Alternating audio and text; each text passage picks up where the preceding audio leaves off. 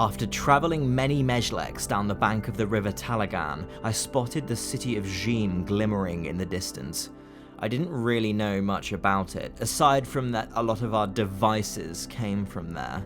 And people used to say that in Zhim, meat grows on trees and the streets are so clean you can lick them. After emerging from the forest and crossing some farmland, I reached the city's outermost boulevard. The buildings were long, often with towers rising up from them. I was struck by the size of the windows. They'd seemed small from far away, but most were about 1.5 times my height, which made me wonder what their blinds looked like. I thought it would probably be a good idea to get some kind of map, so I asked a passerby where I might find one. They asked if my phone was compatible with the standards of the Lemlej.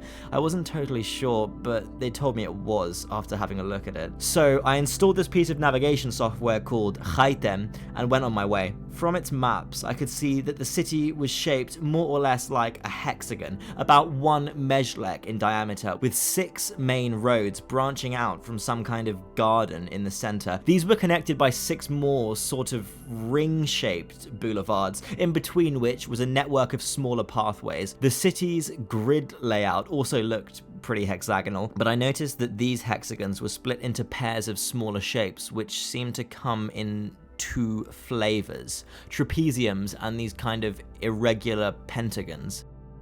I began walking down one of the radial streets towards the city center. The buildings along the sides had broad eaves which covered the outermost bezhlek or so of the road. Most of the street looked like it was for pedestrians, except for the middle section where people were cycling to and fro on these bicycle type things. Out of curiosity, I turned down one of the side streets. It felt more cozy without the grandiosity of those big buildings on the high street. I went past a few groups of people hanging out in their gardens, enjoying the afternoon sun. I could hear distant music from some kind of instrument I'd never heard before. I thought it might be a good idea to ask these people some questions, gain a bit of local knowledge, you know. Maldana lom khaygujimar senayamam lom ladlum tegdanamek? Så Jack den och donne bush da lalom zishlokusgang. I was devastated. They also told me that if I was staying a while, I should make myself known to the Amagcatan. I hadn't heard of that either. So they explained that that's what they call the intelligence which is responsible for running all of the city's various systems, and that the easiest way would be to walk around the corner to that statue and sing the words, Yo Amagcatan. So I walked to the statue around the corner and sung those words, and was more than a little startled when the thing opened its eyes and sung back to me, Yanazir yo. Linja mebe. Dodlobanden yingishseng. Lo. Taji. Lenyam. Bahabilo maraj me godon. Rolokushkala. Dod gahash misrolijang. La egelingzir ko lanjalom ejim logushum yena godon. We spoke a bit more, and it allocated me a house. It also told me where I could get some food and furniture and stuff. Apparently, houses aren't the only thing that's free. It seems like most things are free, at least everything you need. I think maybe they have some kind of exchange system, but it didn't really seem like it was very important. And I found out you can talk to the Amagcatan on your phone, which I think will come in handy if I can't be asked to find a statue again. Anyway, my new house was on the other side of the city, and it was starting to get dark, and I did not feel like walking. The Amagcatan had told me I could get around fastest if I used the Kazhdyk. It said it was very easy to find the stations because they had a big spire with a glowing orb at the top. I'd wondered what those were. I had a look at the map of the Kazhdyk on my phone. The layout looked fairly similar to the boulevards, except the circular lines have a few extra stops kind of in the center of the sectors. The radial lines look like they might all terminate in one big station in the center. I couldn't really be asked to change trains, so after picking up some groceries at a nearby store, I got on one of the circular lines. The house was pretty cozy on the inside. It even had some of those enormous windows. The blinds seemed very sturdy. My supper mainly consisted of one of these fruits I got from the store. Apparently it's a traditional Zhimar thing. It's called a dongyubo. The fruit looks pretty normal on the outside, but when you cut it open, it looks and tastes just like meat. I don't know what to compare it to. Maybe like venison, but more tender, more juicy. Maybe a little more sweet as well. I was told they're genetically engineered. They grow a bit like pumpkins, and people who have them in their gardens must be careful to not let any rot on the ground because their neighbors would not appreciate the smell. Speaking of neighbors, my house is in the same building as a few other people's. I didn't even hear a footstep last night. Maybe the walls are soundproof. But I spoke to them this morning. I like them. They have an understanding look in their eyes. They showed me around our garden. All 180 odd people who live in this block share a green space, kind of like a park, but they grow some of their own vegetables and stuff too. We've got a little shop, a medical clinic, what I think is a school,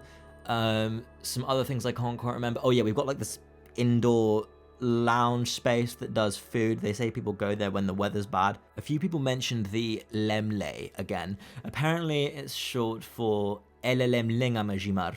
It's a public organization which is responsible for standardizing products made in Zhim.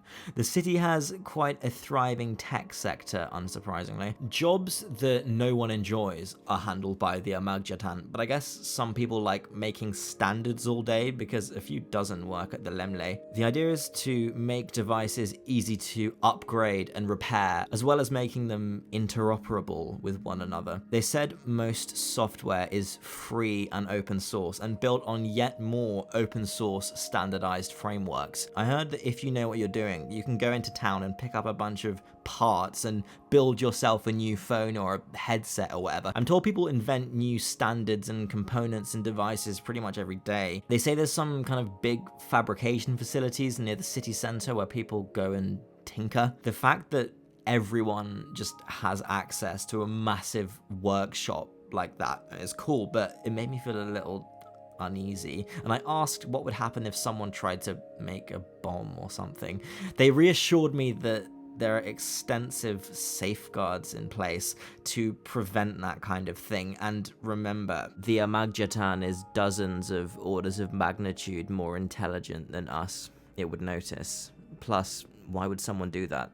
I wondered what most people do all day if they're guaranteed a comfortable life no matter what. They said a few people do just spend all day smoking Ezherbang and watching videos from the Zhimar media repository, but the vast majority spend their time just like hanging out with their friends, playing music and exploring the forest. I have no idea how deep they actually go. That forest goes on for who knows how long. It seems like people have a lot of time to develop their skills. There's a lot of crafts people in Zhim. Apparently there are some places for live music and theatre and stuff near the city centre, and some museums, but they didn't say what was in them. A lot of people are also part of one of the numerous organisations, like a bunch of people working together to make a film or a game or invent a new flavour of dongyubo. They seem to be a bit paranoid about one of these organisations getting too big or too hierarchical or whatever, because if they have more than a few members, they're required to be cooperatively owned. People don't really have an incentive to hoard stuff,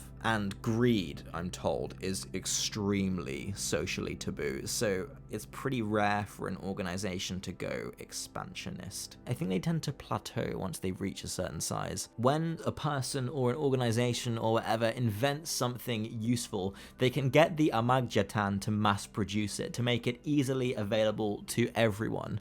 I didn't realize this, but the Amagcatan is big, like physically, it's huge. It goes down underground for mezhlex and mezhlex. At least that's what it said when I asked it, and it even gave me some plans. So just below the surface are these 6 computers which the Amagcatan runs on. I'm assuming the plans are to scale, in which case each of them is like the size of a hill. All of their calculations are done simultaneously, which allows them to constantly double check each other to avoid errors. It also adds redundancy, so it doesn't matter too much if 1 or 2 or even 5 of the systems fail. Then, below that, there are some batteries. They're so tall that if they were above ground and you jumped off one, you'd fall for 5 namesha before you hit the ground. They're redundant as well, and so are the generators which power them. I'm not really sure how those work. Something to do with fusion, maybe. It seems like the Amagcatan might reach these kind of routes out underground to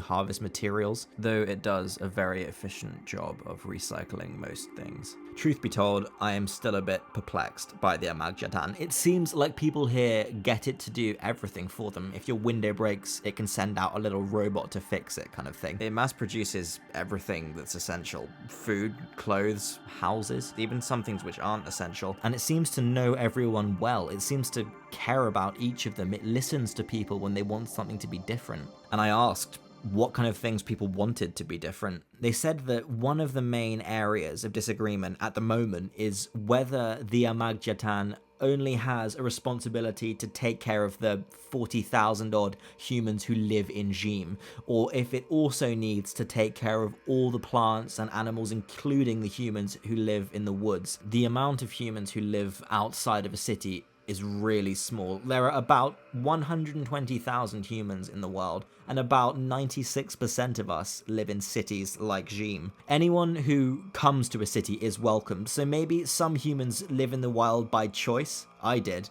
until I chose not to, but the journey wasn't easy. The thing is that taking care of plants and non-human animals may be in line with the Amagcatan's role as a guardian, but it also conflicts with its duty to not become expansionist. It's not meant to take over the world. That's what the name Zhim means. It's just a small island of humanity's electric glow on a planet left untouched by our hands. In Zhim, we say, Mother Earth, Father Amagcatan.